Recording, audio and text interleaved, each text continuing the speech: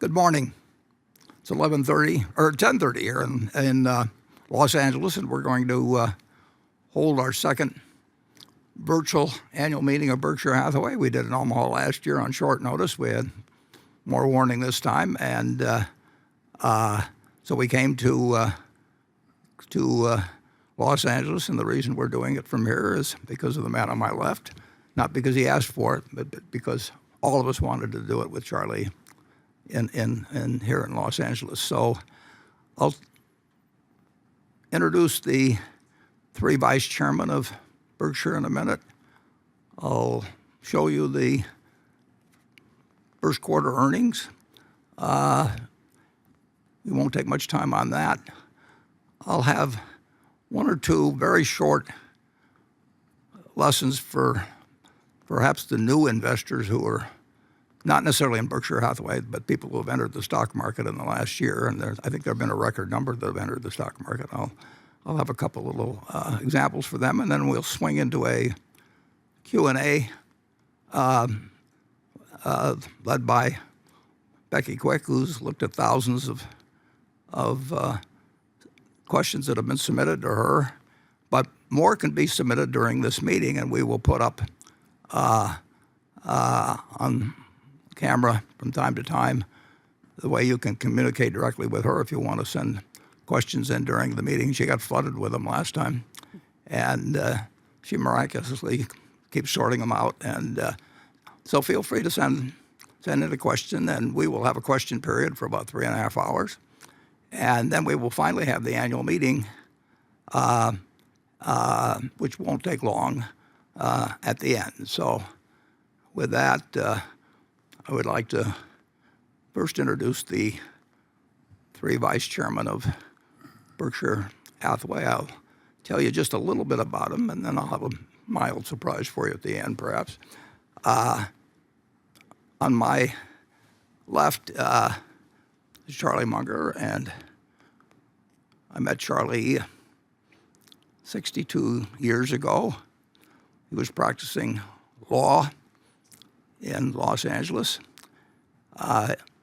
He was building a house at that time a few miles from here, and 62 years later he's still living in the same house. Now that was kind of interesting because I was buying a house just a few months before, 62 years ago, and I'm still living in the same house. So you've got a couple of fairly peculiar guys just to start with in terms of their love affair with their homes. And Charlie and I hit it off immediately, and I would say he's probably the vice chairman in charge of culture, among other things. But if I ever want to get questions about where true north is, I talk to Charlie, and he has been an enormous help. He's done it with a lot fewer hours and a lot less talking and everything than I have, but he's contributed in an incredible way to Berkshire. So Charlie's been out here in Los Angeles for 60 plus years. On my right, your left, I have the vice chairman in charge of everything except insurance and investments, Greg Abel. Greg was born and raised in Edmonton, Alberta. He's Canadian, plays hockey. His 8-year-old plays hockey. And he came to the United States sometime after he graduated from college in Canada. And he is in charge of a business which has well over $150 billion in sales and employs more than 250,000, probably 275,000 people, and does a much better job at doing that than I was doing previously. And on my far left, you're right. We have Ajit Jain, and Ajit was born and raised in India, and graduated from college there. And I met Ajit on a Saturday in 1986, and I'd been in the insurance business. Berkshire had been in the insurance business for quite a while. And I was kind of stumbling around in various ways. And Ajit came to the office, and Saturday I was opening the mail. And I said, how much do you know about insurance? And he said, nothing. And I said, well, nobody's perfect, and let's talk about it some. And by the end of the morning, I knew I had somebody that was going to build a great insurance business. And starting from that point, this improbable little company in Omaha became the largest property casualty company in the world in terms of net worth. It writes risks occasionally in a 24-hour period that other companies simply couldn't take on themselves. They'd have to assemble other people. It would take them a long time to come to a decision. That was very important at various times in the past. It's not so important now. But he's built an incredible, the world's leading property casualty insurance company. So here we have Charlie from L.A., 60-some years. We've got Greg from Canada. We've got Ajit from India. And the one thing in common that these three fellows have, aside from working for Berkshire and doing a sensational job, the one thing in common is that at one time or another, for some extended period, they lived within a mile of me in Omaha, Nebraska. And Charlie, in 1934, moved about 100 yards away from where I now live and went through high school, eventually went into the service, and knows the neighborhood as well as I do. Went to the same grade school my kids went to and so on. Greg spent significant time in living in Omaha, lived about 5 or 6 blocks from me, and now lives in Des Moines. And Ajit was in Omaha, about a mile away for a couple of years. So we started in very different places and sort of came together and now go our separate ways, but it's all worked very well. I would, and you'll hear from him during this meeting, I urge you to send questions if you're thinking you can direct them to me or you can direct them to any one of the other three, and it will be a big relief to me if you direct a fair number to the other people. So we, this morning, as we always do it on Saturday, we published our 10Q, which gave the quarterly earnings. It's up on our website, BerkshireHathaway.com. And it's very interesting. We put these out on Saturday morning. That's not because the media likes us to do it that way. It's not because the analysts like to do it that way. But we want to give you the maximum time to digest an awful lot of information that's in that 10Q. It can't be summarized in a perfect way. We'll give you some summary figures, but if you're really a student of the place, and most of our investors buy because they simply have faith in these other three fellows to do a good job, and that's not a misplaced faith. But if you really enjoy going into the details and you want to understand the nuts and bolts of Berkshire Hathaway's various operations, you should read that 10Q, and it'll take you. It may take you a couple of hours. I mean, it's not a small investment of time, but it's got a lot of information about all our various businesses. And for those of you who are business students of a sort, I recommend you go to it. The summary figures you see here, which are the ones we put in our press release,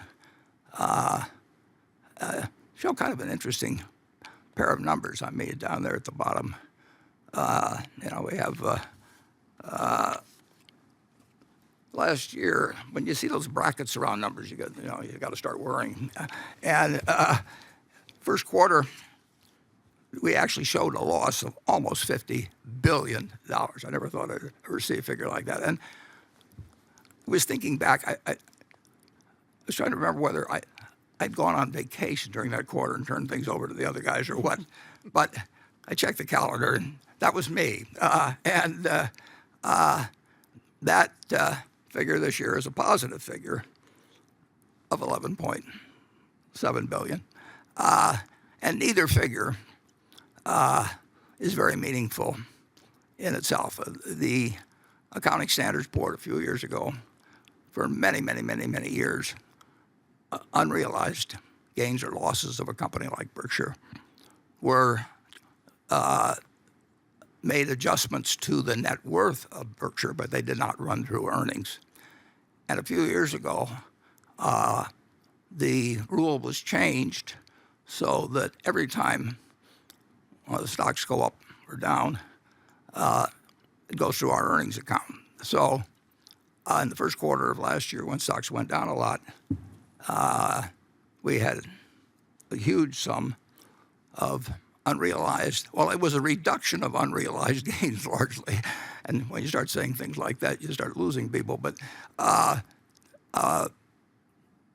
item was a mild plus this year. But if we reported earnings daily, you would see earnings one day of $3 billion, next day of minus $2 billion, and it's an accounting treatment that we don't think is particularly appropriate, but it's required, and we explain very carefully, both in our press releases that we try to explain, and I try to write in my letter and explain why I don't think that's the way to look at Berkshire. We think over time that we will have investment gains for reasons I lay out in my letter.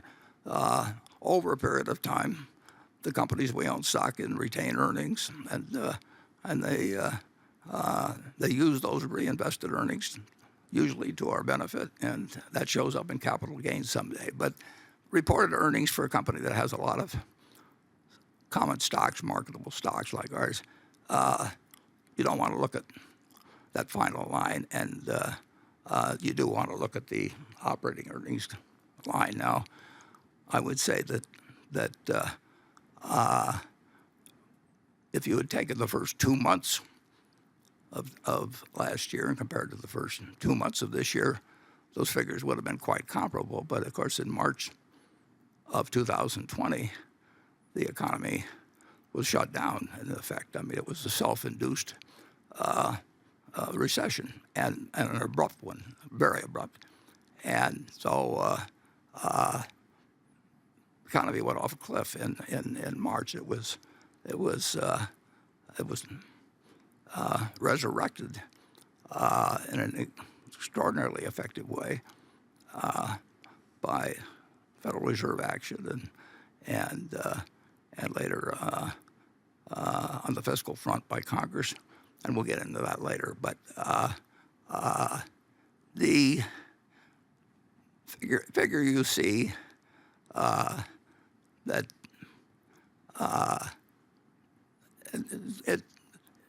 the difference was March, basically, the two. And our businesses have done, we'll get into more specifics later, but our business has done really quite well. This has been a very, very, very unusual recession in that it's been localized as to industry to an extraordinary extent. And right now, business is really very good in a great many segments of the economy, which we'll talk about later. But there's still problems if you're in a few types of business that have really been decimated, such as international air travel or something of the sort. So with that, we'll go back to the figures later on, perhaps in some of the questions. I would like to just go over two items that I would like, particularly new entrants to the stock market, to ponder just a bit before they try and do 30 or 40 trades a day in order to profit from what looks like a very easy game. So I would like to go to slide L1. So put that up. And on March 31st, I ran off a list of the 20 largest companies in the world by stock market value. And those names, a good many of which will be familiar to you, but they were led by Apple at slightly over $2 trillion. And it went down to the number 20th was worth 330 odd billion. But those are the 20 largest companies in the world by market value on March 31st.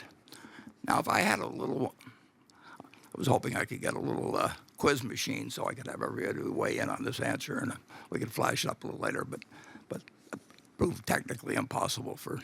But what I would like you to do is look at that list. Starts off with Apple. Saudi Aramco is a pretty kind of a specialized company.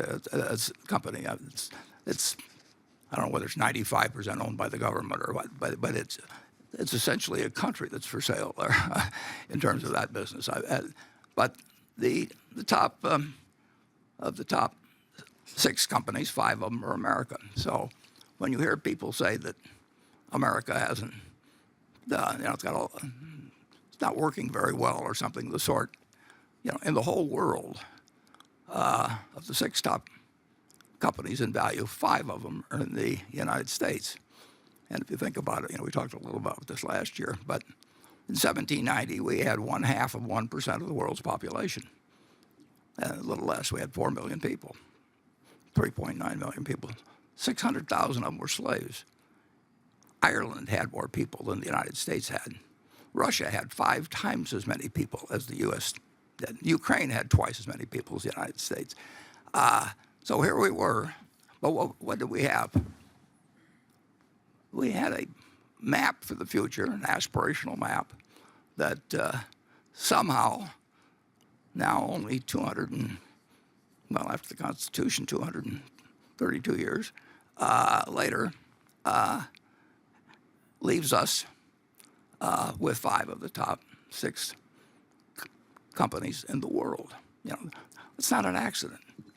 And it's not because we were way smarter, way stronger, anything of the sort. We had good soil, had decent climate. But so some of those other countries I named.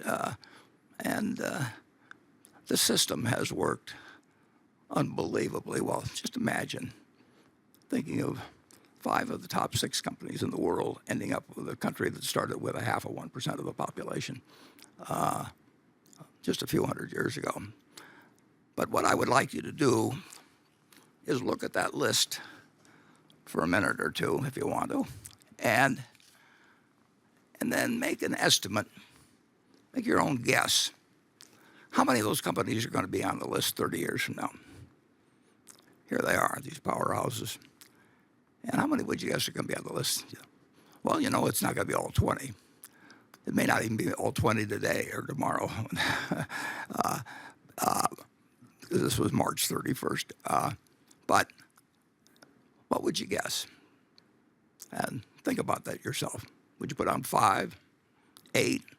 Well, whatever it would be, I would now invite you to look at slide 2, or L2, which goes back a little more than 30 years, and look at the top 20 from 1989.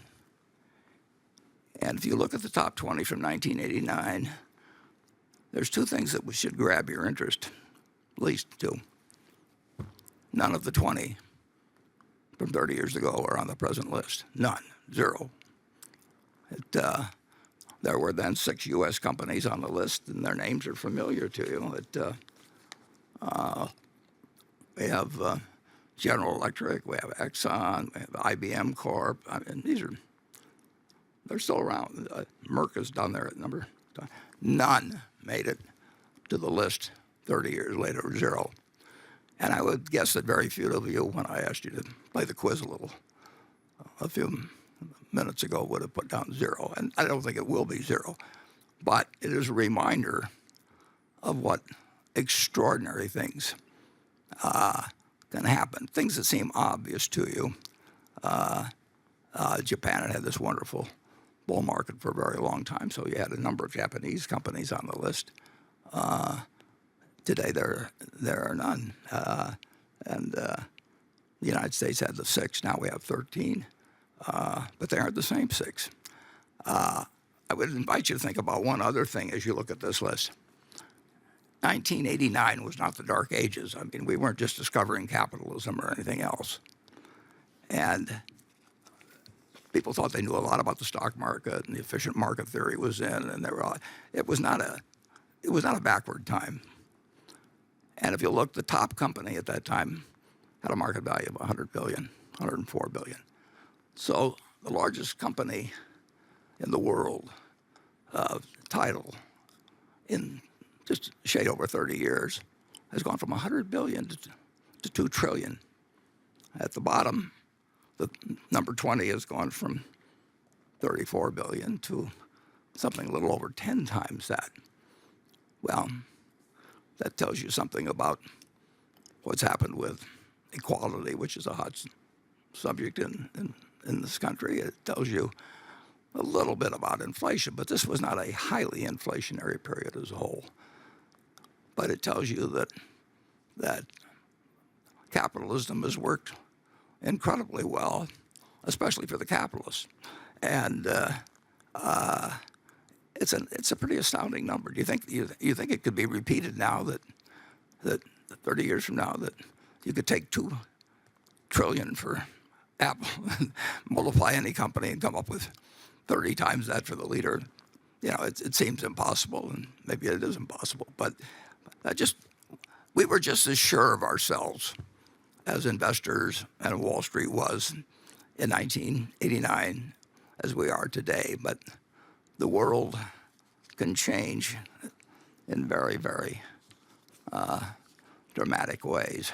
And I'll just give you one other example you might ponder. This is when you start feeling too sure of yourself.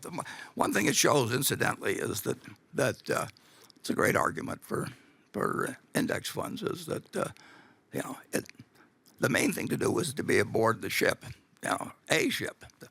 They were all going to a better promised land. You just didn't know which one was the one they'd necessarily get on. But you couldn't help but do well if you just had a diversified group of equities. U.S. equities would be my preference, but to hold over a 30-year period. But if you thought you knew a lot about which ones to pick, or the person that you had hiring, you were paying a lot of money to, had all these ideas, and they could tell you their best ideas in 1989 did not necessarily do that well, although overall equities were absolutely the place to be. Secondly,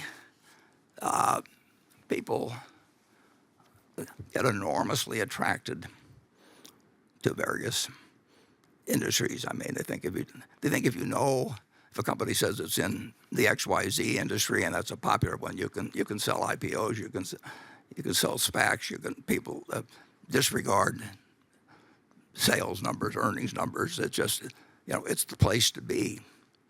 So, Berkshire Hathaway, where was the place to be in 1903 when my dad was born in 1903, but that wasn't really that big of news. But and it wasn't big news that actually Henry Ford was starting the Ford Motor Company. He'd failed a couple of times before, but he was about to change the world. I mean, the auto, when you think about everything, we've got a great auto insurance company. If there weren't any autos, we wouldn't have Geico. But it's transformed the country. And Henry Ford brought in the $5 daily wage, and that was a huge thing. Assembly lines, everything, autos came along. So let's just assume that you had seen a quick glance back in 1903 of all the interstate highways, 290 million vehicles on the road in the United States. Everything about it. And you say, well, this is pretty easy. It's going to be cars. It's going to be autos. Well, Berkshire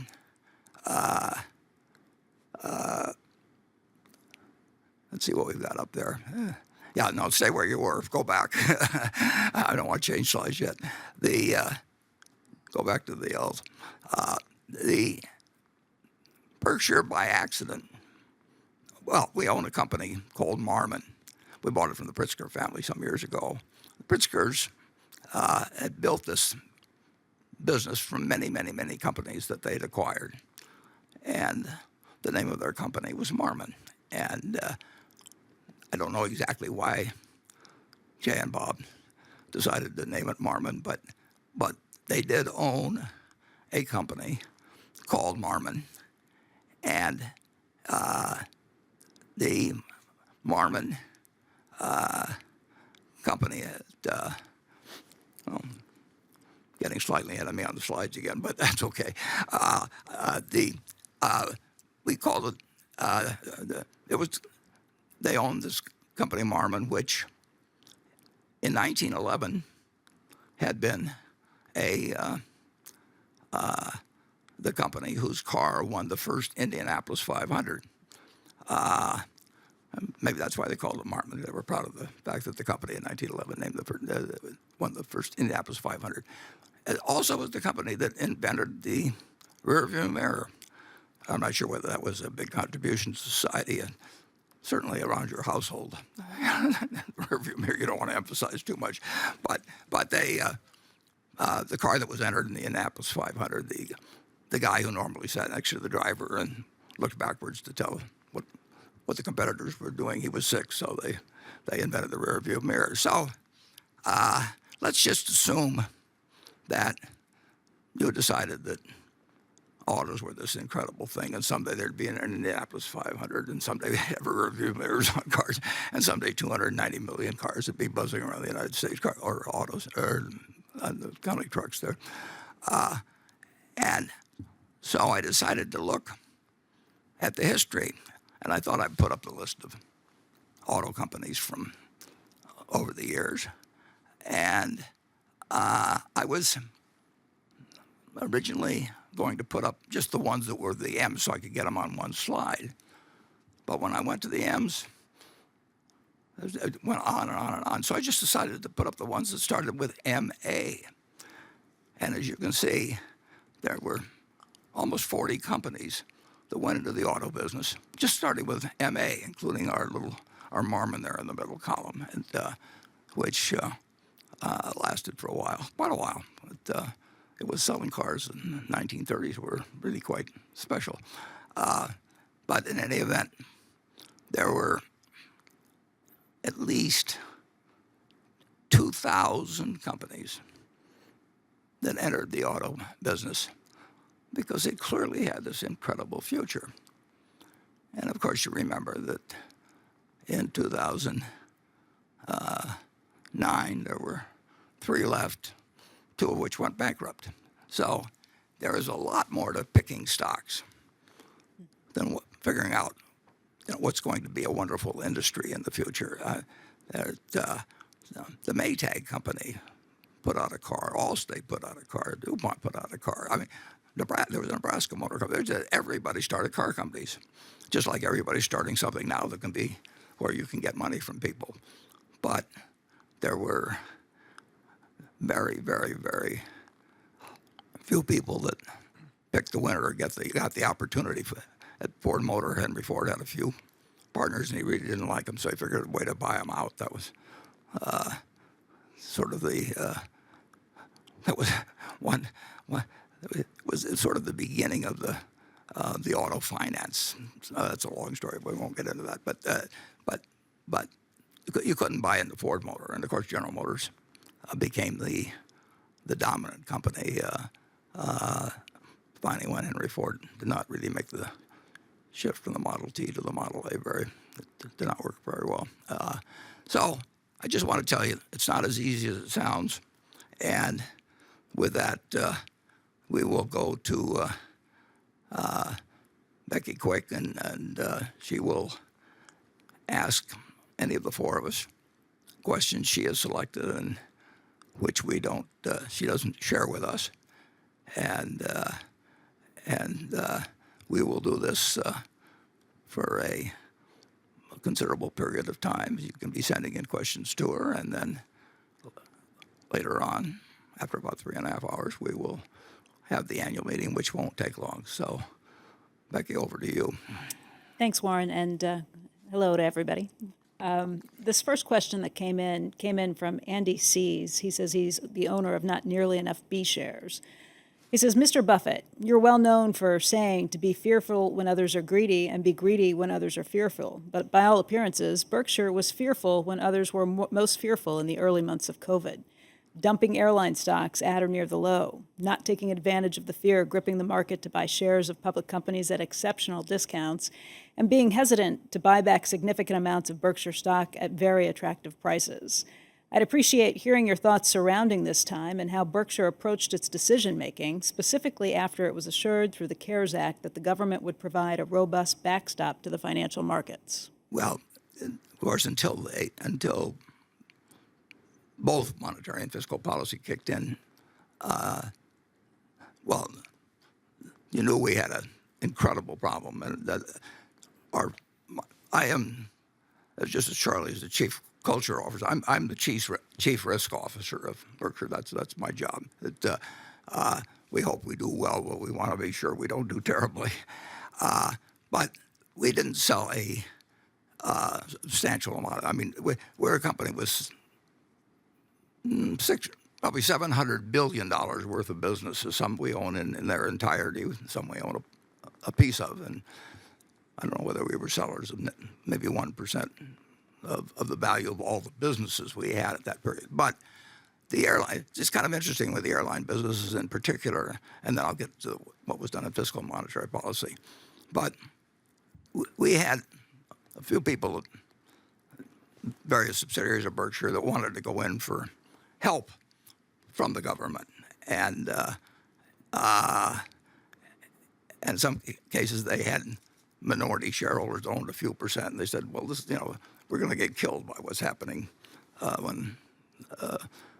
with the regulations that are being put out, and we're stopping the economy. And they said, everybody's going in for them, and why don't we go in? I said, Berkshire can handle it. This is for people that can't handle what's happening, and so we're not applying. But the airlines were the most prominent beneficiaries of what took place immediately. They got $25 billion initially, most of which went to the big four airlines, and some of which went in as grants, not loans. I think that was fine public policy. I was wishing it could go to every restaurant and dry cleaner and every small business that really was out of business and had no. I mean, they were made toast of, basically. But the airlines, clearly, what happened was not their fault in any way, shape, or form. It wasn't like 2008 and 9 when people blamed the banks and hated to see them help. So it was. Now airlines operate in bankruptcy, so it isn't like that. 3 of the 4 big ones went through bankruptcy within the previous 10 or 15. So the airlines were kind of used to operating in bankruptcy. They would have kept operating, but it was perfectly proper for the airlines to be helped. The entire airline business, you look at these figures of $2 trillion for Apple and so on. The entire big 4 airlines, they sold for about $100 billion almost. I mean, it's a very, very small. Combined, they wouldn't come close to making the cut. I mean, they wouldn't be in the top 50. So anyway, they went into the government. They needed government help, or they would go bankrupt, some of them, and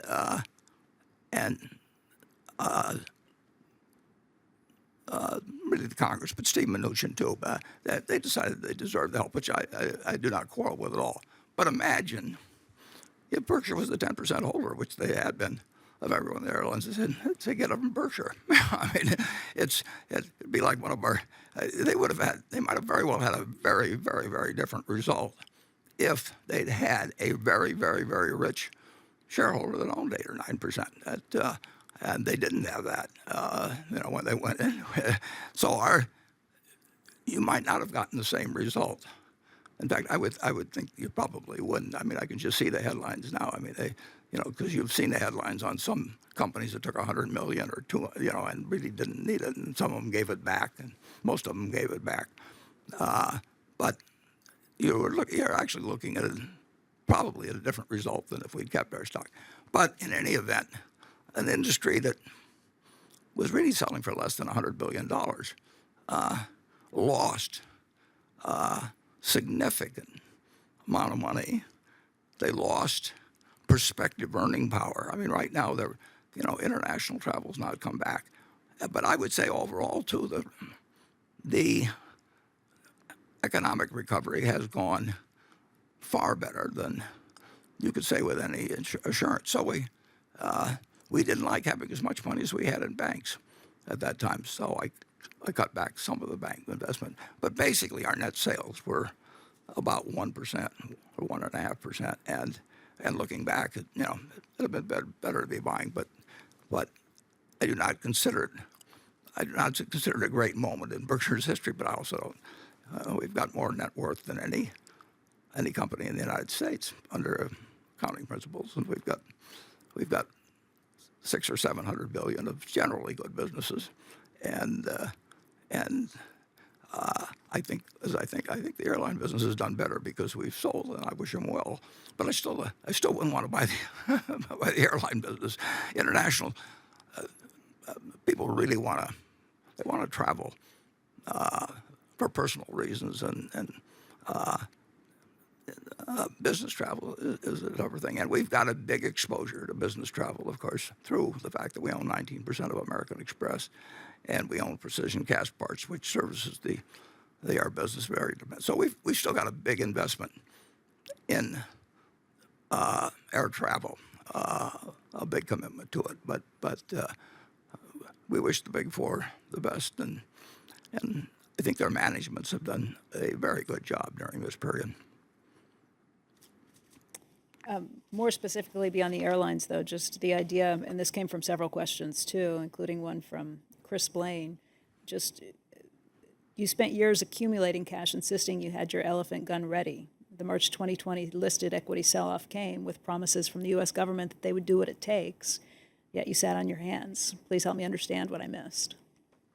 I didn't get quite the last part. What was the final question? Just please help me understand what I missed. Why didn't you use more of the cash at hand? Oh, well, we have about, our cash on hand has been about 15% of our values of our businesses, and that's a healthy chunk. And I'd say it'll never get below 20 billion, but we're going to raise that number because it's just the size and importance of Berkshire. But we could have deployed 50 or 75 billion, and right before the Fed acted, I mean, we hit a point where two calls came in, but there was 2 or 3 days. I mean, nothing could happen. I mean, when Jay Powell acted as he did, that was incredibly important. I mean, I should say the Fed acted as they did, but they moved with a speed and a decisiveness on March 23rd that changed a situation where the economy had stopped. The government bond market was even disrupted. Berkshire Hathaway probably could not have gone out with a debt offering the day before. There was it didn't get a lot of publicity time, but there was a run on money market funds, a very substantial run. And if you look at the numbers, daily numbers on that, it was a repeat of September 2008. And this time, I give great credit to what Bernanke and Paulson did, but this time, the Fed knew that saying whatever it takes and saying it and demonstrating it, which they did on March 23rd, they took a market where Berkshire couldn't sell bonds on the day before and turned it into one where Carnival Cruise Lines or something could sell it a day or two later. And there was, it's record issuance of corporate debt, and companies losing money, companies who were closed, whatever. It was the most dramatic move that you can imagine, and And at the time, as I remember, the chairman saying, how about a little help on the fiscal front? And then Congress acted very, very big. Again, in 2008 and 9, they argued about, we don't want to give any money to those dirty banks and all that sort of thing. But this time, there really wasn't anybody to blame. So they saw what was necessary, and Congress responded. So you had fiscal and monetary policy that responded in a way that was incredible, and it did the job.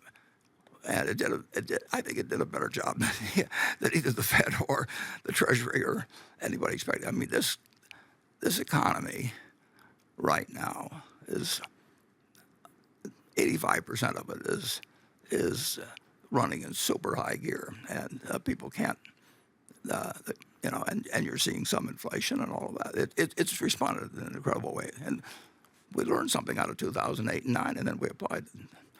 But I don't think it was a sure thing that would happen. And the one thing about Berkshire is we don't want to depend on anybody. We're not a bank. We can't go to the Federal Reserve if we need money, and we've got to be sure that under any circumstances, we can't solve nuclear war, and maybe we can't, but. Blanche Dubois, if you remember, in the Streetcar Named Desire, said, I depend on the kindness of strangers. You can't depend on the kindness of your friends if things really stop. I mean, I've seen that in several different places. And we were seeing it on the middle of March. Everybody was drawing down their credit lines. The banks did not expect that. They just weren't sure they were going to be able to draw down their credit lines 10 days later. And so they just drew them down, and they took the money out of money market funds. We got very prompt. I give great credit on both the monetary and fiscal side of what was done, but I didn't think it was a sure thing that would happen, and I didn't know how it would be implemented. And it's worked. I think it's worked better than just about anybody has expected. And I think, well, you're seeing it now. Charlie's got some views on this too, so we shouldn't leave him out of it. Well, it's crazy to think anybody's going to be smart enough to husband money and then just come out on the bottom tick in some crazy crisis and spend it all. There always is some person that does that by accident. But that's too tough a standard. Anybody expects that of Berkshire Hathaway is out of his mind. Yeah, Charlie and I never were very good at dancing, but we really can't do that dance. No, we can't. And by the way, almost nobody else can either. Not with tens of billions or hundreds of billions. But it's worked out. Well, we forgot to show one of the financial sides, actually, if you go back to the balance sheet. But we did buy in the first. You'll see the shares outstanding if we go back to what is it, E3? E2. You look. Slide. E2. Yeah. Pardon me? I think it's E2. Is that? Well, the balance sheet. Yeah, there it shows the shares outstanding at the bottom, and we spent about $25 billion in the first quarter and more money since, and it's the best thing. We can't buy companies as cheap as we can buy our own, and we can't buy stocks as cheap as we can buy our own. So, and we've been able to do that with a fair amount of money. But looking back, I mean, if you, definitely we could have done better things. We would have sold airlines and cut back on banks regardless. Whether we should have bought something else at the same time is another question. This question comes from a long-term shareholder who's been here for more than 25 years. His name's Ben Knoll. He's from Minneapolis, Minnesota. And he says, Mr. Munger and Mr. Buffett, after a 15-year period of market underperformance, you're cautious about predicting Berkshire being able to outperform the market in the future. Given this, what do you see as the arguments for longtime shareholders to continue holding their stock versus diversifying their risk across an index? Charlie, you want to answer that? Well, sure. Well, I personally prefer holding Berkshire to holding the market. So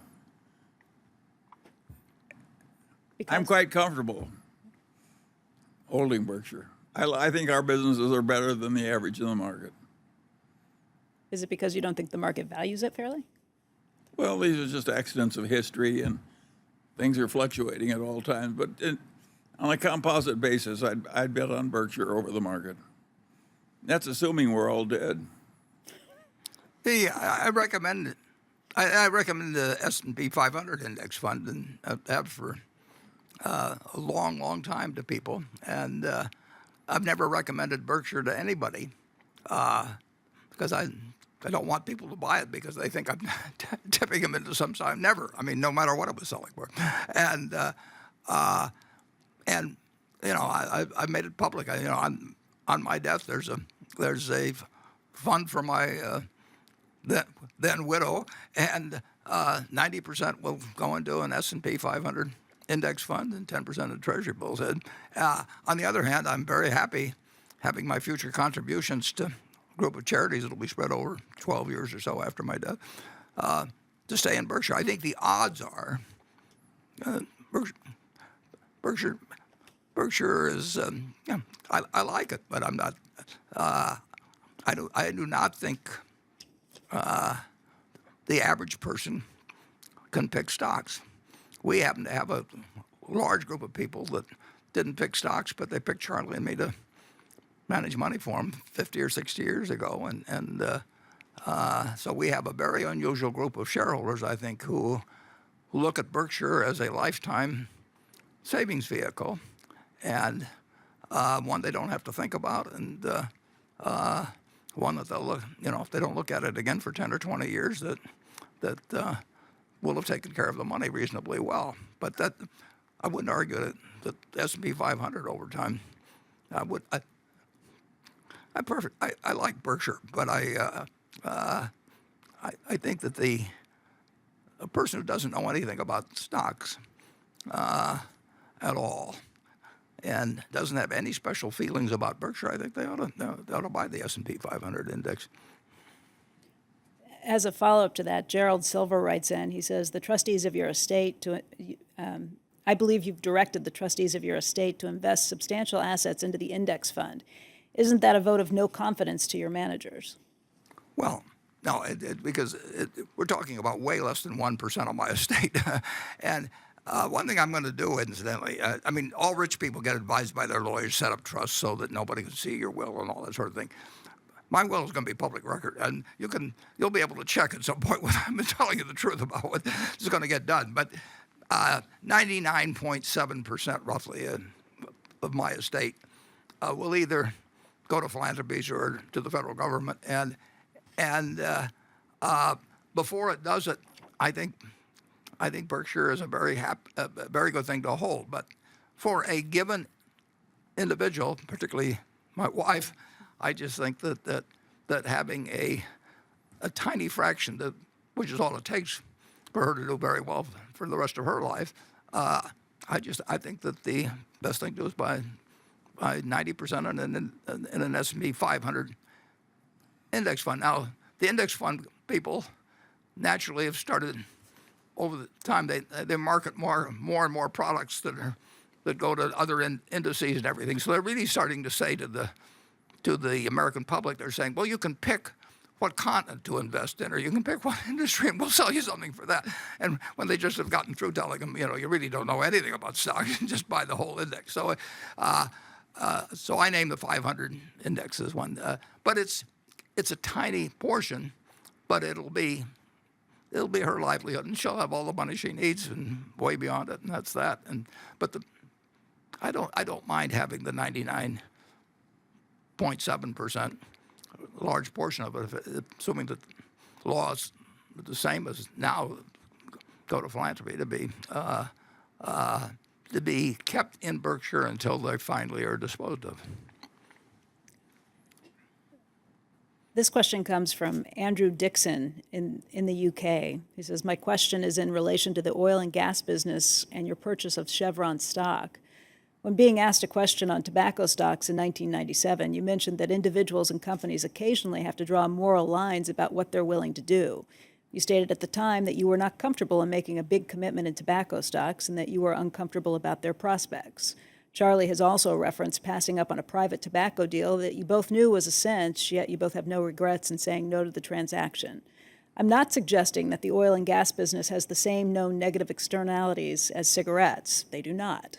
With tobacco, the cause and effect relationship between the products and cancer is direct, obvious, and measurable.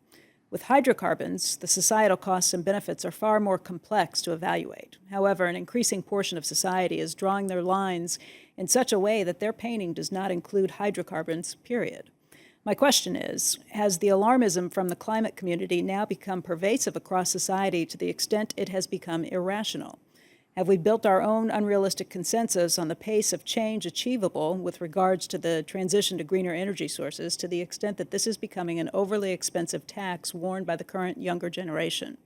Can we gather from your purchase of Chevron stock that you do not believe the howling from society, regulators, and politicians will impair the prospects of hydrocarbons, and Chevron for that matter, in the next 10 years? Can investors still assume an oil and gas business that finds and produces oil at low cost per barrel can generate a sufficient return on capital for a long time to come? Well, I'll give you a 10-word answer to that.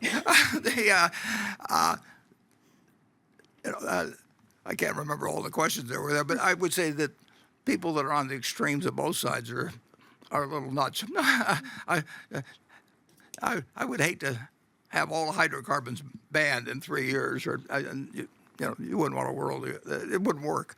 And on the other hand, what's happening will be adapted to over time, just as we've adapted to all kinds of things. I do not think, I'm interested in that quote from 1997, because we've talked about this before.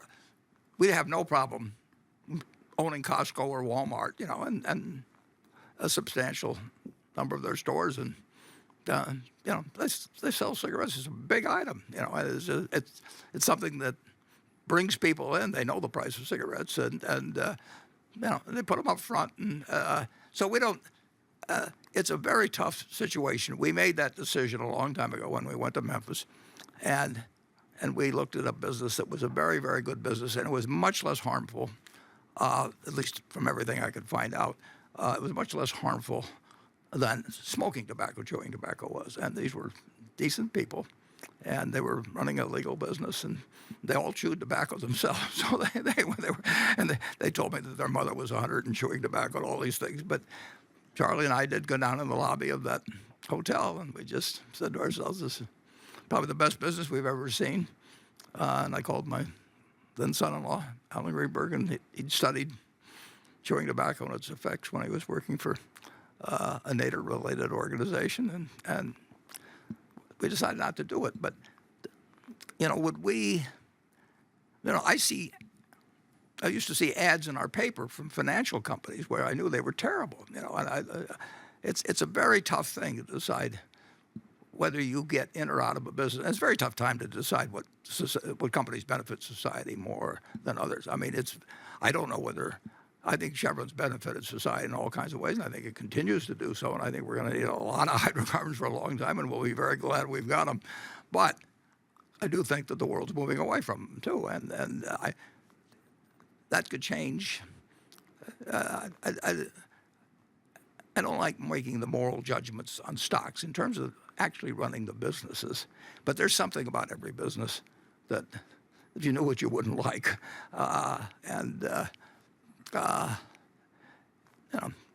meat packers or anything. Have you ever gone through a meat packing? If you expect perfection, in your spouse or in your friends or in companies, you're not going to find it. And what you elect to do yourself, if you own an index fund, you're going to own Chevron. And believe me, Chevron is not an evil company in the least. and I have no compunction about owning, in the least, about owning Chevron. And if we owned the entire business, I would not feel uncomfortable about being in that business. Charlie? Well, I agree. You can imagine two things. A young man marries into your family. He's a English professor at, say, Swarthmore, or he works for Chevron. Which would you pick? Because I don't see. I want to admit I'd take the guy from Chevron. Well, I hope your daughters agree with you. On the other side of that argument, because there were lots of emails that came in on both sides of these ESG questions. This one comes from Christina Gallegos, who's been a shareholder since 2018, and she says, on items 2 and 3 of the proxy materials, the board recommended voting against on the shareholder proposal regarding the reporting of climate-related risks and opportunities, as well as on the shareholder proposal regarding diversity and inclusion reporting. Berkshire is such a force for good when it comes to financial literacy and empowerment through wealth creation. Why not be a force for good and an example when it comes to these two very important issues? Please share with us more about the against recommendation. Well, I think maybe Greg can talk a little bit about what Berkshire has done as opposed to in terms of the environmental. I would say this: it's very interesting. With everything that's being, I think we have over 1 million shareholders. I mean, you can't be 100% sure because of street name and duplicate accounts and all that sort of thing, but it certainly seems very, very likely. I've had, and I get the letters that are written to me. I don't think I've had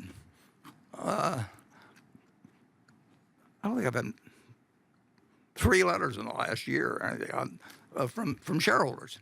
Now I have them, and our vote on this, as you'll see later, is that overwhelmingly the people that bought Berkshire with their own money voted against those propositions. Most of the votes for it came from people who've never put a dime of their own money into Berkshire, and so they and I don't think they've read our annual reports, and I don't think they've read the reports of Berkshire Hathaway Energy, and I don't think they know. If I talk about what we're doing in high voltage transmission, we're doing more than any company in the country. The president talked about what the government's going to do and how important it is, and we have a record that's overall is incredibly good, but we have a group of organizations just generally, and they're nice people, but they want us to answer a bunch of questionnaires their way, so they want us to go to Dairy Queen and Borsheim's and all those people, and have them fill out reports that show a bunch of figures, when the reports that count are the reports that Greg gets on Berkshire Hathaway Energy and the railroad. And you talk about 3 of our companies, and you've covered 95% of it. And it's asinine, frankly, in my view. Now, we do some other asinine things because we're required to do them, so we'll do whatever's required. But to have the people at, Business Wire, Dairy Queen, all these places, filling out reports to make it some common report that comes in. We don't do that stuff at Berkshire. We've got, during the pandemic, we probably have about 12 people that come into headquarters, and we've got 360,000 people working in a company that all kinds of diverse activities, and it's built. I don't want to get into the whole thing. It's built on autonomy, and I am probably the only CEO of an S&P 500 company that does not get a consolidated income statement every month. I mean, every other company, I'll bet in the S&P 500, prints out the earnings they had at the end, from February and March, and the CEO gets, and a whole bunch of other people get it. I don't get it. I don't need it. And I could put 60 or 70 companies in a whole lot of trouble and everything, and they'd hand me something, and I know the answer to it already, and it doesn't make any difference. I mean, they've got the money they need. So we don't do things just because we've got a department of this or a department of that, and we don't want to set up a lot of departments like that. And what's important is what we're doing in primarily at Berkshire Hathaway Energy and the railroad. I mean, that's and I'll let Greg tell you about that in just one second. But I don't think we know the answer to all these questions about global warming and so forth. And the people who ask the questions think they know the answers. We're just more modest. Well, but even if we knew the answer, I mean, in terms of the reports we would, we would not collect a whole lot of things that don't mean anything to us. And No. to satisfy people who actually don't own any stock themselves. And in many cases, I can tell they haven't read our annual report even. We, as I pointed out in the annual report, and nobody would have guessed it. People think we're a bunch of guys that own stocks and all that sort of thing. Berkshire Hathaway owns, by GAAP accounting, more property, plant, and equipment, business infrastructure, which the president just got through talking about Wednesday night in infrastructure, the importance of it. We have, measured by GAAP accounting, more than any other company in the United States. We have more than any of those companies that are on the list of the largest companies in the country, but we've got it by a substantial margin. So we have an investment in what makes this country move and work. 15% of the interstate goods move on our railroad. And we're building transmission. And we started in 2006 or 7 planning how we would close coal plants. But you can't close coal plants until you get the electricity from where it's generated to the customer. And if you're going to generate it in Wyoming, and it's going to go to Las Vegas or someplace, and previously they had a coal plant near the place because that was the way it was done 50 years ago or 75 years ago. You better have the transmission. There's no sense having the wind blow in Wyoming and people trying to turn on the lights in Las Vegas. So we went at the transmission plan question a lot earlier than people were talking about it. And we said 16 billion or whatever it was in the annual report that we underway, and we just added 2 billion since the annual report came out. And there's no utility in the country that's coming anywhere close to that. Tell them a little bit about it. Sure, Warren. Thank you. And really, as Warren touched on, BHE and BNSF have the significant carbon footprints when you think of Berkshire. And Warren, you touched on the disclosure that we've provided in the past, going all the way back to 2007.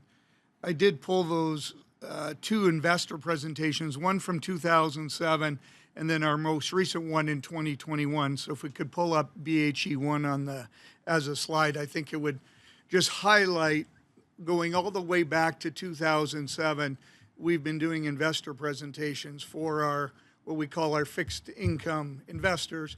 And we've done that every year through 2021. We've provided very similar disclosures to our board on an annual basis and had discussions around Berkshire Hathaway's energy's plans to decarbonize.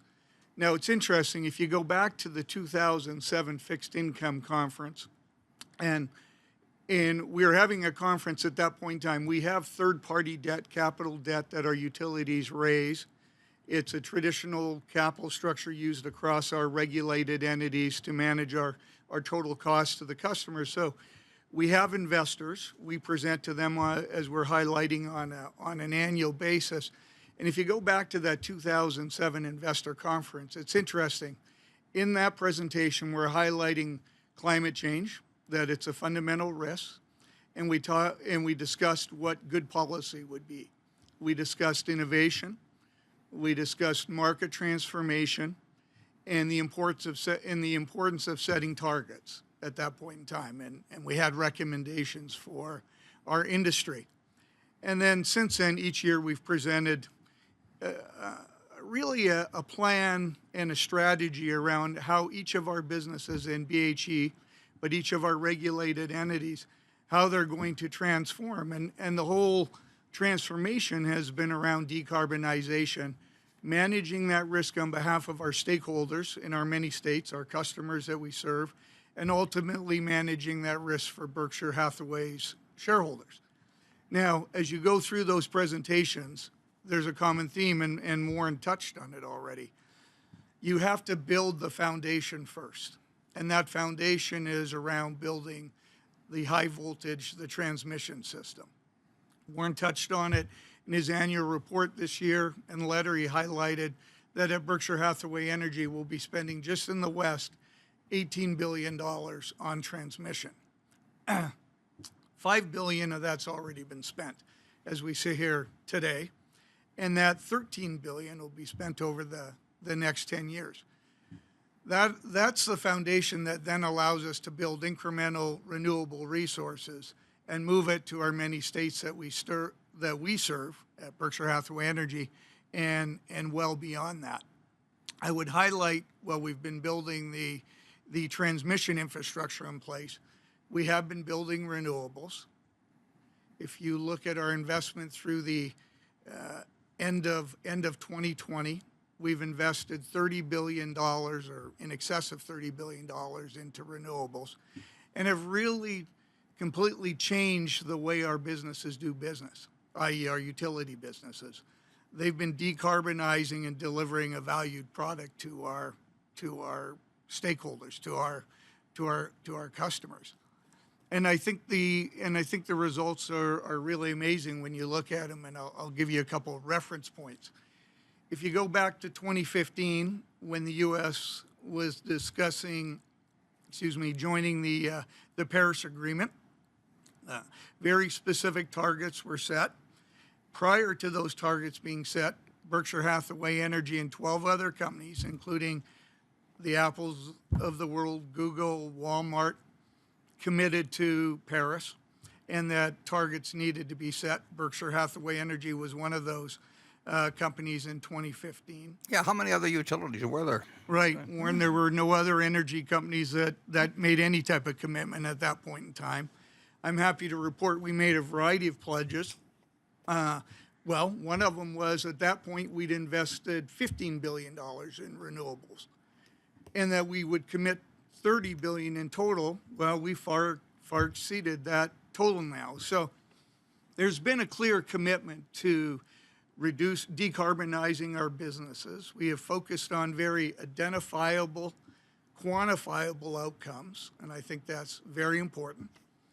If you look at the standards that were set with the original U.S.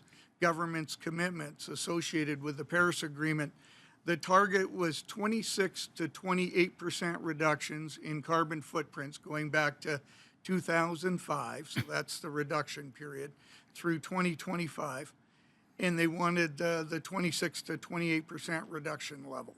We committed to that at BHE, and I'm happy to report, Warren, we've briefed our board, we achieved that in 2020.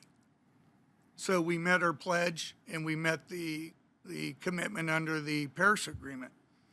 And then if you fast forward to the discussions that are occurring right now, or have occurred, around rejoining the Paris Agreement, the current administration has proposed that, again, using 2005 as the starting point, that the emission goals or reduction should be 50 to 52% by 2030. Again, I'm happy to brief to our shareholders and briefings we've provided to our board, but Berkshire Hathaway Energy will achieve that by 2030. Our reductions will hit the Paris Agreement target. Again, the reason we can do it is we've built the foundation through transmission, the substantial investment that Warren's highlighted, and then followed that up with very specific investments on the renewable side. I have one incremental slide that I hope sort of pulls it all together, and that's BHE2. Because as people discuss carbon, they often go to coal units, how many you own, how many of you close. And there's no question that can be an important metric, but it is a transition. And we have very much focused across the three utilities we own and the ones we've highlighted on the slide, is to transition from our existing fleet to renewables using transmission. We have not become overly dependent on transitioning to gas. That's been a clear strategy. So over a period of time, our coal units will retire. I'm happy to report, or pleased to report, to our shareholders that through 2020, we've closed 16 units to date. If you look at from 2021 through 2030, there'll be an incremental 16 units closed. And then if you go through to the end of 2049, our remaining 14 units will be closed. And at that point in time, all our coal units are closed. That slide is just an aggregation of all the activities each of our business units have been taking to help facilitate that transition and really transitioning to a decarbonizing those units. And I said decarbonizing our businesses on behalf of, first and foremost, our customers, the many stakeholders they represent in the various states. And then equally important, decarbonizing those businesses on behalf of our Berkshire Hathaway shareholders. The only other thing I would add, because it is the entity that has the second largest carbon footprint in Berkshire, and when you combine BNSF and BHE, you're talking the material set of emissions within Berkshire. BNSF has also been very active in managing their carbon profile. They've committed to have science-based targets established for 2030. So again, those targets will again be consistent with the Paris Agreement. We've seen what the other participants, or some of them in the class in the industry, that have committed to. And our commitment will be very similar, i.e. it'll be consistent with the Paris Agreement, but it'll be a 30% reduction in BNSF's footprint by 2030. So again, if you look at our, and that's been publicly disclosed, that's on the BNSF website. Everything I've discussed regarding BHE is on their website, filed in 8Ks, completely accessible by our many shareholders. So when I look at it from the perspective of our Berkshire shareholders, I really believe this risk is being well managed, and we're positioning ourselves for the long term. Thanks, Warren. Yeah, incidentally, I mean, the president the other night talked about $100 billion for infrastructure. We'd love to spend $100 billion, but he was talking about, transmission is really the problem. I mean, a big problem, because you got to get from where the sun is shining and where the wind is blowing, essentially to concentrations of population, and it'll be whether you cross state lines and you go through people's backyards. It's whether the federal government has a better luck in just saying this is the way it's going to be done and ramming it down the throats of where they go and getting it done. I mean, they may have that power, and they'll be able to do it faster than we are. On the other hand, we'd love to do it. We'll spend the $100 billion, but the speed at which we can do it is.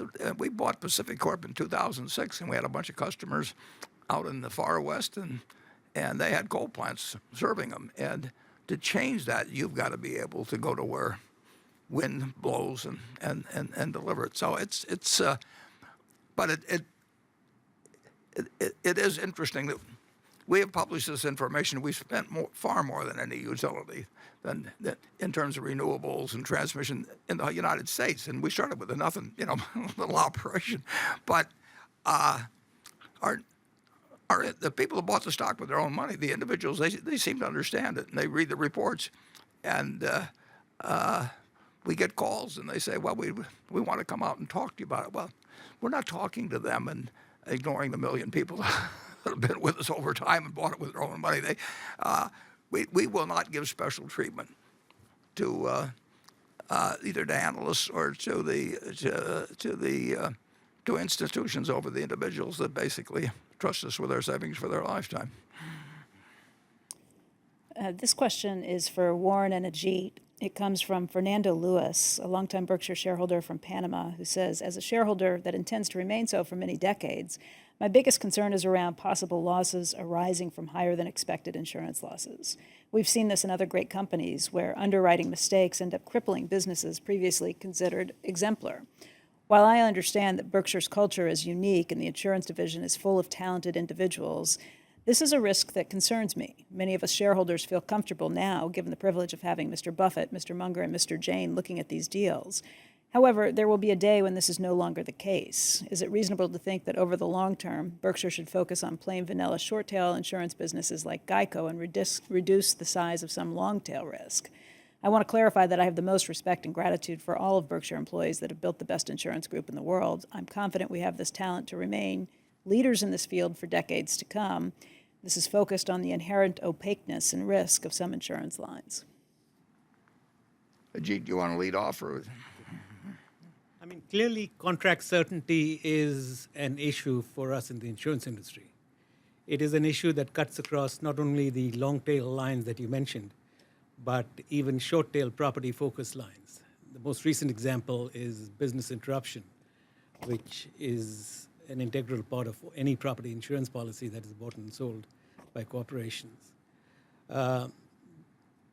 It is a risk every time we issue a contract that either because of sloppiness in terms of how that contract is written or because of the regulatory environment we all have to live in, that the words in the contract may be tortured and normally when they are tortured, they end up going against the insurance industry, not in their favor. So it is a risk. It's an unknown risk in terms of how bad it can be. I hope we price for it. When we price for the product, we throw in something for the unknown unknowns, if you will. And we try and aggregate our exposures by major risk categories. Hopefully that will give us some comfort in terms of having some boundaries on what the exposure really can be. But there's no question the regulators play a very important role in terms of the economics of the business, especially in the US where there are 50 state regulators who we have to deal with in terms of pricing, in terms of contracts, in terms of... Most of the surprises in insurance, practically all of them are unpleasant. I mean, you get the premium up front, that's pleasant. And then from there on, you get some very imaginative losses that come through, and you get some that you've taken on. We are willing to lose in terms of sort of the outside limit. We think we're willing to lose $10 billion in a single event. And we want to get paid very appropriately for that. But we've got the resources to do it, and but we don't want to lose $10 billion in something where we only thought we could lose $50 million or something like that. And the current situation, for example, with the Boy Scouts of America, I think there were 1,100 claims or something like that have been filed, and now there's 17,000 just in. No, they're close to 100,000 now. Oh, and Up by 50 times. and these go back to 1950 or 1960, and you've got people advertising for claims, and so all of a sudden you get a lot of claims. I'm sure a lot of the claims are valid. I'm sure a lot of them are invalid. And how in the world do you pick out the difference? Yeah, and it goes back to the issue that you just raised. The reason why this number of claims have skyrocketed from less than 2,000 to close to 100,000 is because the statute of limitations had expired. But in several states, if not in most states, they have unilaterally extended the deadline by when you can make claims and expanded it by a few years, as a result of which a lot of more claims have appeared, funded by plaintiff lawyers who are now very well funded. And that results in claims just skyrocketing. Yeah, you get a lot of unpleasant surprises in insurance, but we've got a very. I'm very biased on this, but I wouldn't. I think we've got the best insurance operation in the world, and Ajit is the guy that created it, and the people at Geico, we bought that, and they did wonderful things over time to contribute their part of it too, and other people have, but Ajit is a symphony conductor of it. This question comes from Henry Zhu, and he says, it looks like Charlie and Warren have some different opinions recently, like Costco and Wells Fargo. Where's that taking Berkshire? Charlie? Well, we're not all that different. And Costco is a company I very much admire, and I've enjoyed my long association with that company. But I love Berkshire too. So, and luckily there's no conflict. And Warren and I don't have to agree on every damn little thing we do. We've gotten along pretty well. We got better than pretty. We have never had an argument. Really. Yeah. In 62 years, and it's not that we agree on everything. We've literally, in 62 years, we've never gotten mad at each other. It just doesn't happen. This question's from Jason Plonner, and he says, Mr. Jain and Mr. Abel, this question's for you. One of the successful features of Berkshire is the strong bond between Mr. Buffett and Mr. Munger, who managed the company better because they had each other. As you two are clear leaders of the next generation at Berkshire Hathaway, can you please tell us about how you interact with each other or some of the other incredibly competent Berkshire managers you seek for advice? Who's that directed at? Greg and Ajit. Okay. Well, there's no question that the relationship Warren has with Charlie is unique, and it's not going to be duplicated, certainly not by me and Greg. No, I can't think of very many other pairs that can duplicate it. Nevertheless, both Greg and I, at least certainly from my perspective, and I'm sure Greg will speak for himself, we've known each other for a very long time. I certainly have a lot of respect, both at a professional level and a personal level, in terms of what Greg's abilities are. We do not interact with each other as often as Warren and Charlie do, but every quarter we will talk to each other about our respective businesses and update each other on our respective businesses. And then during the course of the quarter, while we may not have any formal sort of meetings, if you will, but every time a question comes up which is related to insurance, Greg will pick up the phone and call me. By the same token, if there's any question that comes up relating to any of the non-insurance operations that Greg is in charge of, like we had recently where a client of mine was trying to find a buyer, and I picked up the phone and talked to Greg, and we talked about, how best to proceed. So there's that happens during the course of the quarter. Every quarter we exchange notes, and we have a perfectly well-functioning relationship between the two of us, and I hope it remains that way. Greg? Yes.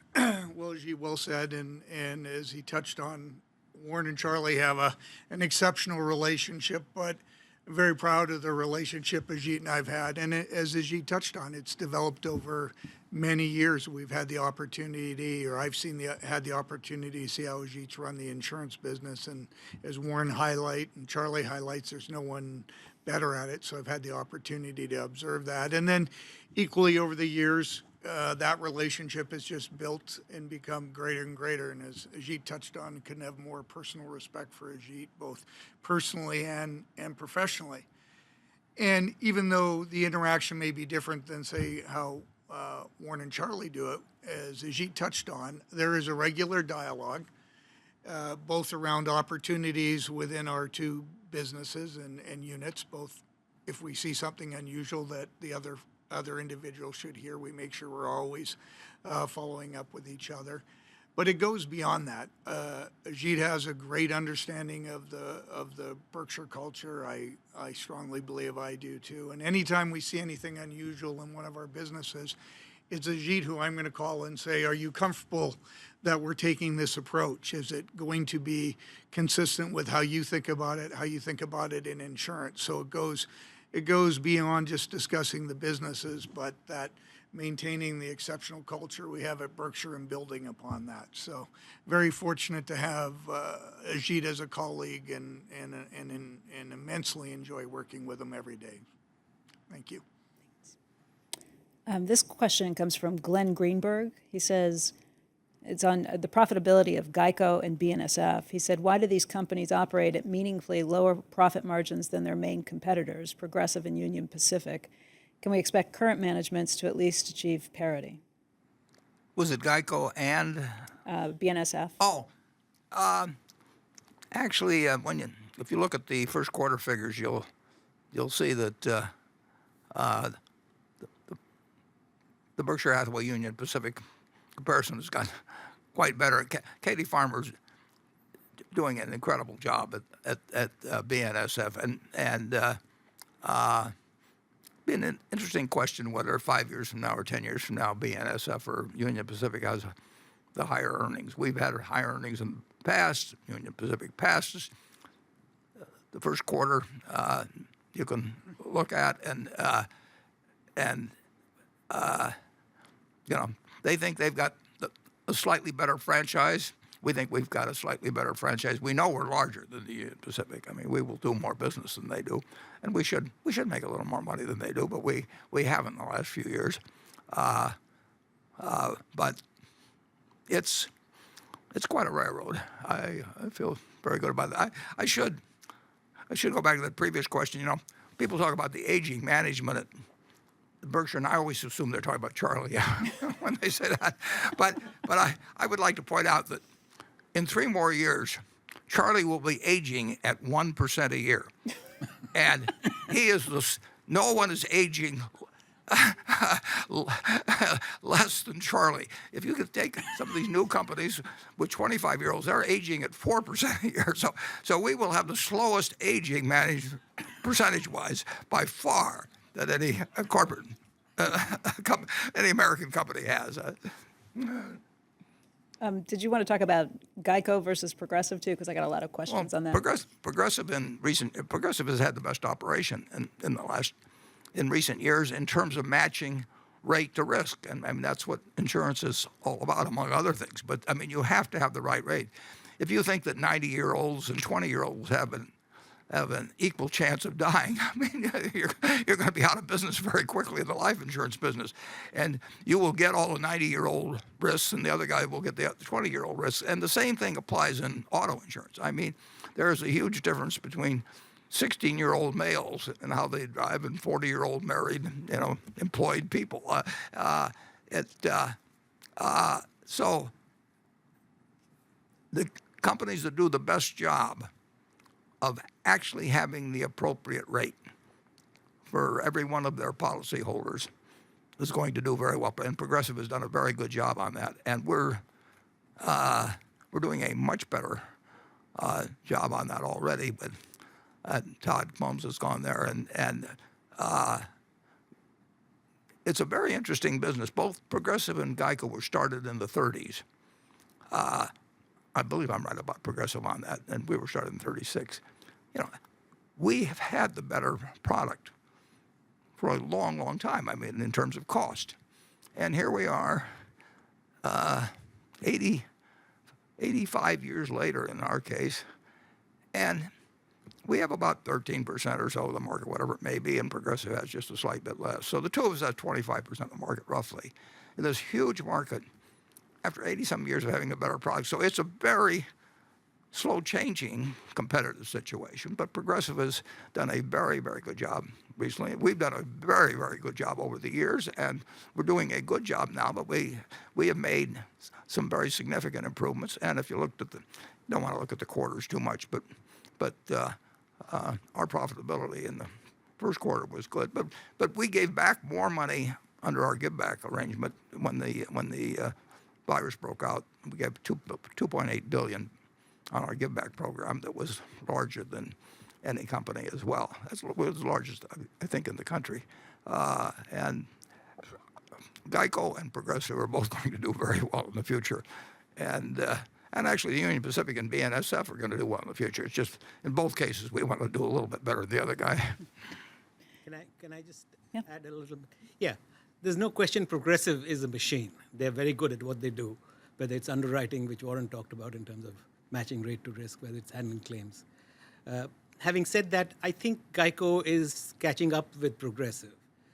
More than about a year ago, Progressive had margins that were almost twice as much as Geico's, and growth rates that were almost twice as much as Geico's.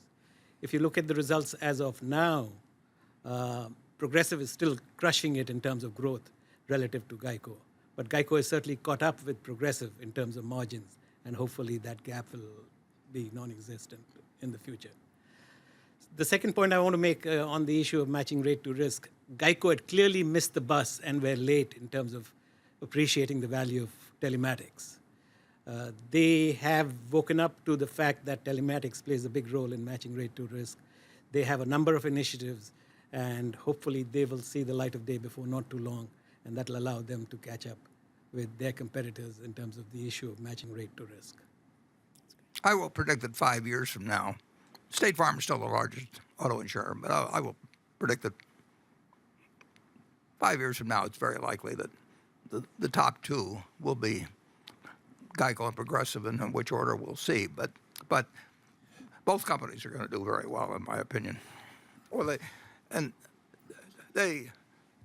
Geico's done well, extremely well, but Progressive was better at setting the right rate, and we're catching up, I think, fairly fast.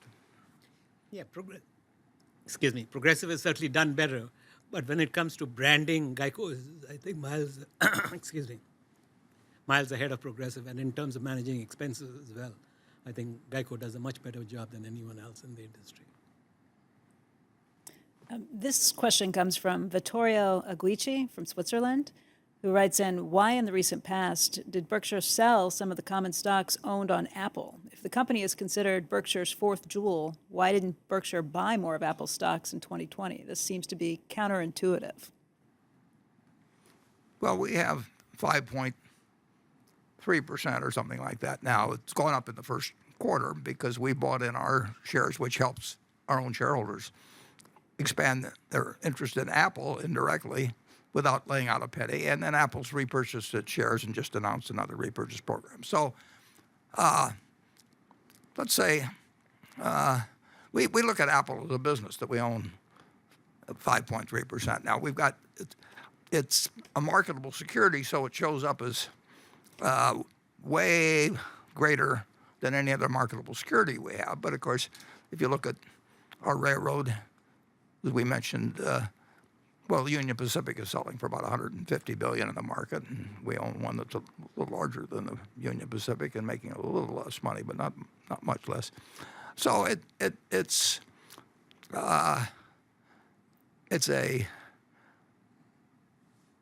an extraordinarily Apple. It's got a fantastic manager. Tim Cook was underappreciated for a while. He's one of the best managers in the world. And I've seen a lot of managers, and he's got a product that people absolutely love. And there's an installed base of people, and they get satisfaction rates of 99%. And I get the figures from the Furniture Mart as to what's being sold.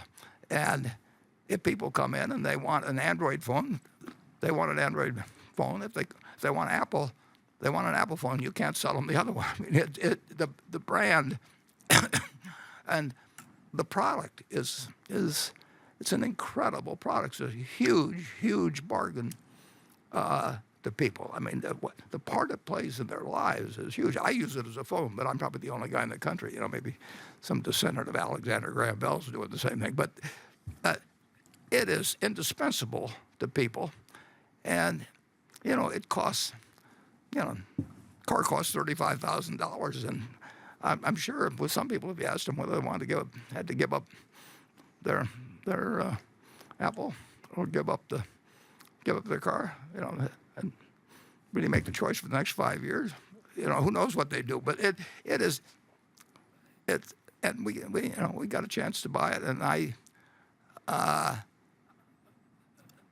I sold some stock last year, although our shareholders still had their percentage interest go up because we repurchased shares. But that was probably a mistake. In fact, Charlie, in his usual low-key way, let me know that you thought it was a mistake too, didn't you, Charlie? Yes. Yeah. I could only do so many things that I could get away with Charlie, and I kind of used them up between Costco and Apple. And incidentally, he probably, he very likely was right in both circumstances. It's an extraordinary business.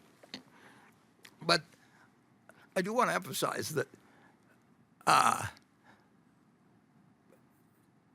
in his own way, it's a different way, but Tim Cook is,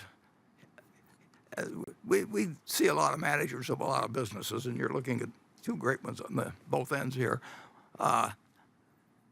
He's handled that business so well. He couldn't do what Steve Jobs obviously could do in terms of creation, but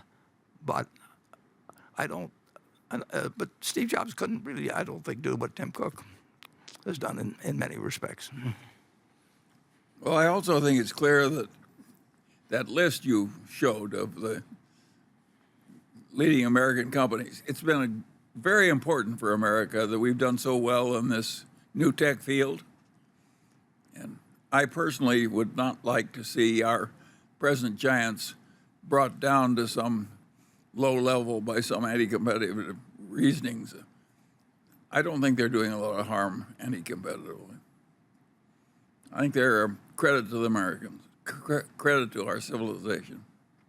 And they're huge. And they're huge, and that's good for us. Well, let me ask a follow-up question on that then. This comes from Jack Sang, who says, what's your mindset when you see so many of these high flyers, not the GME or meme stocks, but more like the big tech growth stocks, gaining 50%, 100%, 200%, et cetera, in a matter of a year or less? I know you eventually bought Apple in 2016 because of the quality of their businesses and their management. How do you assess if these high flyers are worthy of your investment given this crazy high valuations that muddy the waters? Well, we don't think they're crazy.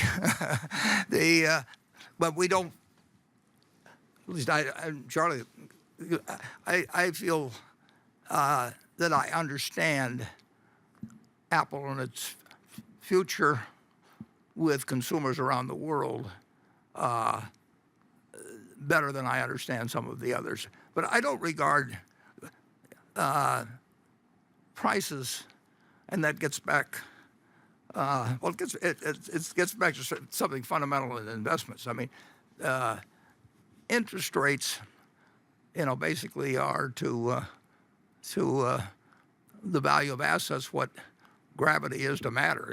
Essentially. And on the way out here, I tore out a little clipping from the Wall Street Journal yesterday. Probably the only one that read it. It's so small, I'm having trouble finding it. But anyway. Yes, on Thursday, the U.S. Treasury sold some 4-week notes, Treasury bills, and the price was if you looked at your Wall Street Journal down a little corner, next to the last page in my paper, in the very bottom corner, here it is. The results of the Treasury auction, a little tiny thing. They had applications on the 4-week Treasury bill for 100 and some billion. They accepted bids for 43 billion worth. And it says average price 100.00000. 6 zeros. And essentially, people were giving 40-some billion dollars to the Treasury, and they offered to give 130 billion or something, whatever the amount tendered. And the Treasury received the money at zero. And Janet Yellen has talked a couple of times about the reduced carrying cost of the debt. I think in the last fiscal quarter, the U.S. Treasury, the U.S. government, which owes a few trillion dollars, I should say, a few trillion dollars more than a year ago, their interest expense was down 8%. So you've had this incredible reduction in the so-called super risk-free group, the short-term Treasury bill, and that is the yardstick against which other values are measured. I mean, if I could reduce gravity, its pull by about 80%, I mean, I'd be in the Tokyo Olympics jumping. And essentially, if interest rates were 10%, valuations are much. So you've had this incredible change in the valuation of everything that produces money, because the risk-free rate produces really short enough. Right now, nothing. It's very interesting. I brought this book along because for 25 or more years, Paul Samuelson's book was the definitive book on economics. It was taught in every school. And Paul was the first Nobel Prize winner. It's sort of a cousin to the Nobel Prize. They started giving it in economics, I think in the late 60s. He was the first winner from the United States, Paul Samuelson.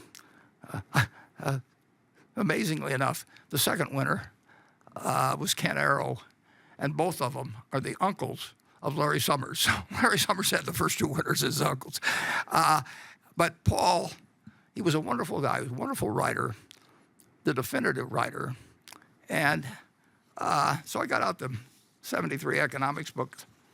And bear in mind, probably economics kind of started as kind of an interesting science and respectable. With Adam Smith, we'll say, he wrote The Wealth of Nations in 1776, and he'd written some books earlier, but you sort of date it from kind of when our country started. And then you had all these famous economists subsequently. And Paul became the most famous of his time. So I looked up in the back under interest rates. I looked for negative interest rates. There's nothing there. So I finally found zero interest rates, and Paul Samuelson, brilliant man, after a couple of hundred years we've had of kind of studying economics, basically. He said that, you can conceivably, technically, you can conceive perhaps of negative interest rates, but it can't ever really happen. And that was, in the 1970s. This wasn't back in the dark ages. And this was and no economist wrote up and said, this is a terrible line to have in a book or anything. And here we are in this world where we had zero interest rates last week or this week on a four-week note. And Berkshire Hathaway, which has more than this, but let's say we had $100 billion in treasury bills. We have more than that. Before the pandemic, we were getting about $1.5 billion from that a year. At present rates, if it's 2 basis points, we'd get 20 million. Imagine your wages going from $15 an hour to 20 cents an hour. So it's been a sea change, and it was designed to be that. I mean, it was that's why the Fed moved the way they did. They wanted to give a massive push, just like Mario Draghi did in Europe in whenever it was 2012, when he says whatever it takes, and they went to negative rates. And the Fed has said it doesn't want to go to negative rates, and I think the Treasury actually has got some small bar on it. But if present rates were destined to be appropriate, if the 10 years should really be at the price it is, those companies that the fellow mentioned in his question, they're bargain. I mean, they have the ability to deliver cash at a rate that's, if you discount it back, and you're discounting at present interest rates, stocks are very, very cheap. Now the question is what interest rates do over time. But there's a view of what interest rates will be based in the yield curve out to 30 years and so on. It's a fascinating time. We've never really seen what shoveling money in on the basis that we're doing it on a fiscal basis while following a monetary policy of something close to zero interest rates, and it is enormously pleasant. But in economics, there's one thing always to remember: you can never do one thing. You always have to say, and then what? And we're sending out huge sums. I mean, the President said it on Wednesday, 85% of the people were going to get a $1,400 check, 85%. And a couple of years ago, we were saying 40% of the people never could come up with $400 of cash. So we've got 85% of the people getting those sums. And so far, we've had no unpleasant consequences from it. I mean, people feel better. The people who get the money feel better. And people who are lending money don't feel very good. But it causes stocks to go up. It causes business to flourish. It causes an electorate to be happy. And we'll see if it causes anything else. And if it doesn't cause anything else, you can count on it continuing in a very big way. But there are consequences to everything in economics. But that is why the Googles and the Apples, when we don't own Google, we don't own Microsoft, but they are incredible companies in terms of what they earn on capital. They don't require a lot of capital, and they gush out more money. And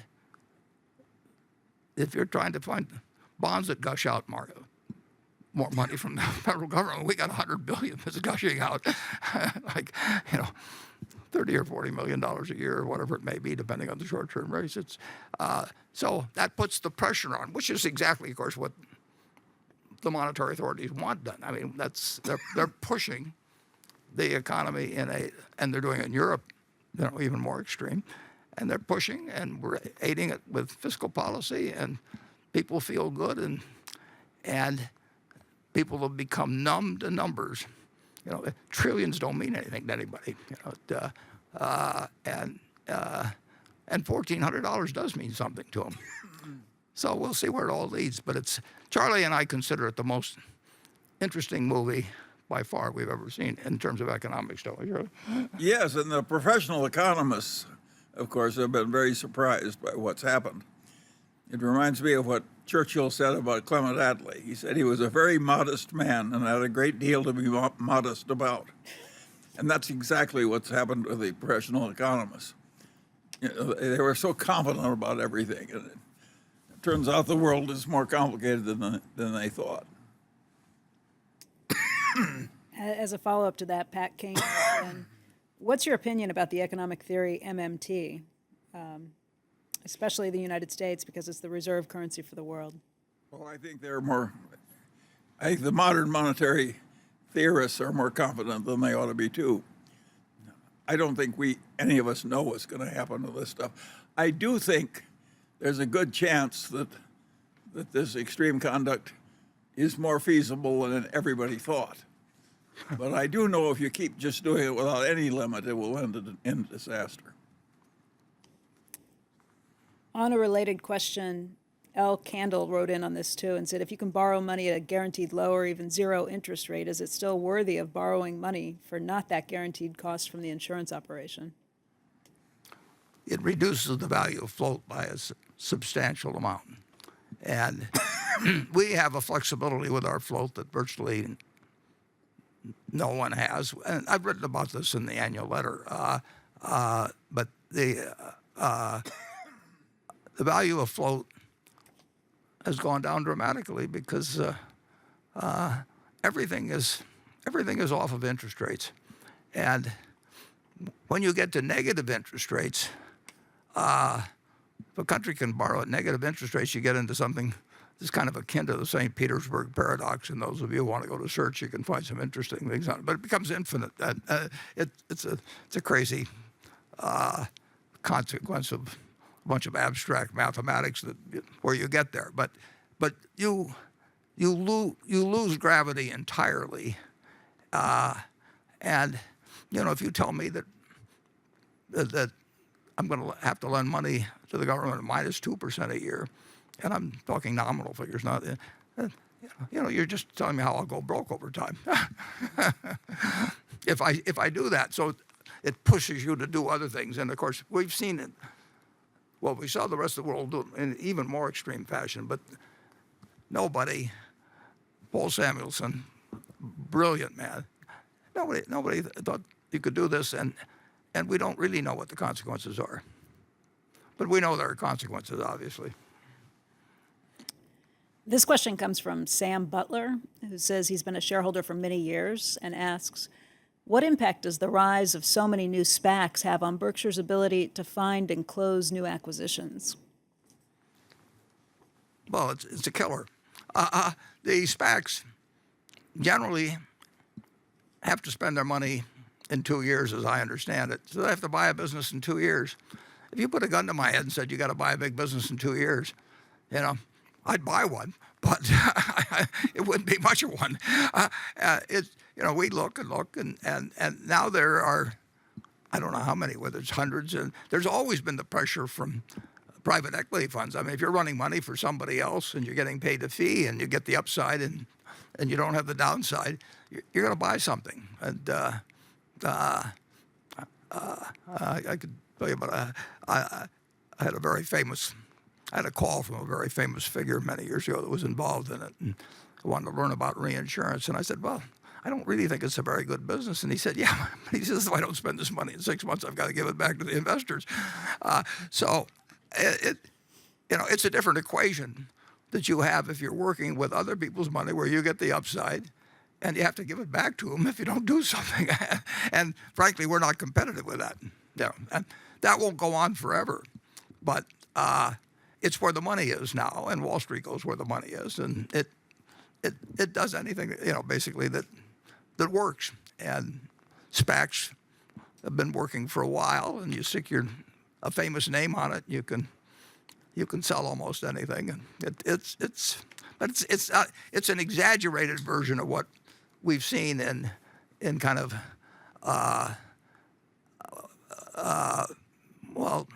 gambling done type market. In fact, I did have a quote from Keynes that we might put up on the. Let's see if I've got.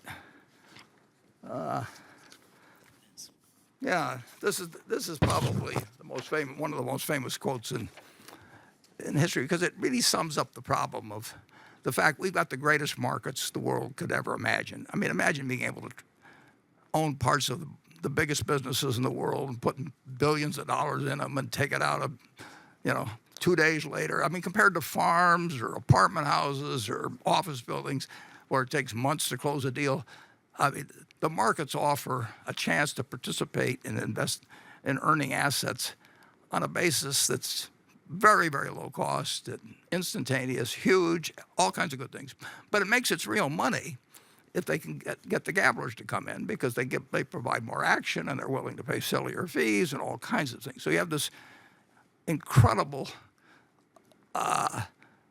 huge asset to humanity, but it really makes its money when people are doing stupid things. I mean, that's where the money really is. And Keynes wrote this in 1936. It says 1939 on the slide, but he wrote it in 1936 in the General Theory, that speculators may do no harm as bubbles on a steady stream of enterprise.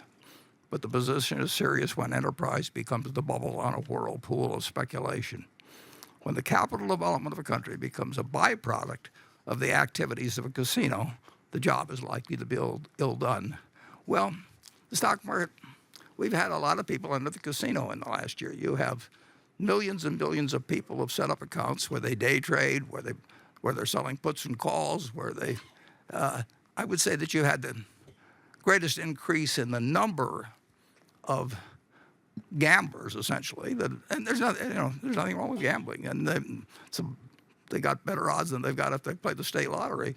But they've had cash in their pocket, they've had action, and they actually have a lot of good results. And if they just bought stocks, they do fine and held them. But the gambling impulse is very strong in people worldwide, and occasionally it gets an enormous shove, and conditions lead to this place where more people are entering the casino than are leaving every day, and it creates its own reality for a while. And nobody tells you when the clock's going to strike 12 and it all turns to pumpkins and mice. But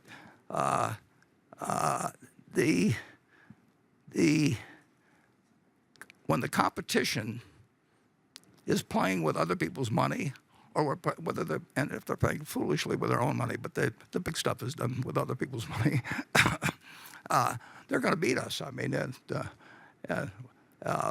we're not. That's a different game, and they've got a lot of money, so we're not going to have much luck on acquisitions while this sort of a period continues. But it's happened before. This is about as extreme as we've seen it, isn't it, Charlie? Or? Yes, of course. I call it fee-driven buying. In other words, not buying because it's a good investment. They're buying it because the advisor gets a fee. And of course, the more of that you get, the sillier your civilization is getting. And to some extent, it's a moral failing too. Because the easy money made by things like SPACs and total return derivatives and so on, you push that to excess, it causes horrible problems for the civilization. And it reflects no credit on the people who are doing it, and no credit on the regulators and voters that allow it. So I think we have a lot to be ashamed of in current conditions. But it's where the money is. Yeah, but it's shameful what's going on. Yeah. It's not just stupid, it's shameful. it's not. I don't regard it as shameful on a lot of the people that gamble. I mean, gambling is a very human instinct, and they've got money in their pocket, and they know somebody else that's made money who they don't think's any smarter than they are. And, No, I don't mind the poor fish that gamble. I don't like the professionals that take the suckers. All right, Moshe Levine writes in. He's an American living in Israel. He says, if you deem stock prices to be overvalued or in a bubble, do you think it's best to keep your money in cash while waiting for prices to come down to a fair price? Or would it be a better idea to invest this money in some way while waiting until stock prices are fair again and then sell the investment to buy the stocks? Well, Charlie and I have had that discussion on a lot of things. We bought some stocks we really don't know that much about, but I'm not really comfortable doing that. You're used to shooting fish in a barrel, but that's gotten harder. We've got probably 10 to 15% of our total assets in cash beyond what I would like to have, just as a way of protecting the owners and the people that are our partners from ever having us ever get in a pickle. You know, we really run Berkshire to make sure that we don't want to lose other people's money who will stick with us for years. We can't help what somebody does that buys it today and sells it tomorrow. But we've got a real gene that pushes us in that direction. But we've got more than we've got probably 70 or 80 billion, something like that maybe, that we'd love to put to work. But that's 10% of our assets roughly, and we probably won't get a chance to do it under these conditions. But conditions change very, very, very rapidly sometimes in markets, and we do have people that would like to join us, but the market option they have is just too great for them. And if they're publicly traded, I mean, they basically can't. They would have great difficulty, well, then making a deal with us because somebody else would come along with using other people's money. It's, you know, we may be unhappy about the 70 billion, but we're very happy about the other 700 billion. So it's not like we should complain. Warren, when we spoke before the annual meeting, you said that it was okay if I asked a follow-up or two, and I'd like to Sure. take one of those right now. You said you bought some stocks that you don't know a lot about. What are they? Well, I will not get into naming what stocks, and maybe that there's some there that I think I know about that I don't know about. But we have bought stocks where Charlie and I mean, we know the business generally, but we don't have any insights, and they are as a group. If I had to, if it told me I was going to be shot unless I got the best result, I would rather own those stocks than the treasury bills we own. But on the other hand, we work with the quantities of money, where if we put 50 billion into things that I'm kind of so-so about, but that are better than treasury bills, it doesn't. I'm not wildly comfortable about that, even though it can be undone. It's selling 50 billion when it's really attractive to buy something else. There's a lot of slippage that can happen in moving sums like that around. So that's something we talk about all the time. They're good companies. They're fine companies. But do we know something about those companies or have a way of evaluating that gives us an edge? The answer, I think, what do you feel about it, Charlie? We've talked about it a lot. Well, of course, it's a lot harder, and I think one consequence of this present situation is that Bernie Sanders has basically won, and that's because everything boomed up so high and interest rates so low. What's going to happen is the millennial generation is going to have a hell of a time getting rich compared to our generation. And so the difference between the rich and the poor in the generation that's rising is going to be a lot less. So Bernie has won. He did it by accident, but he won.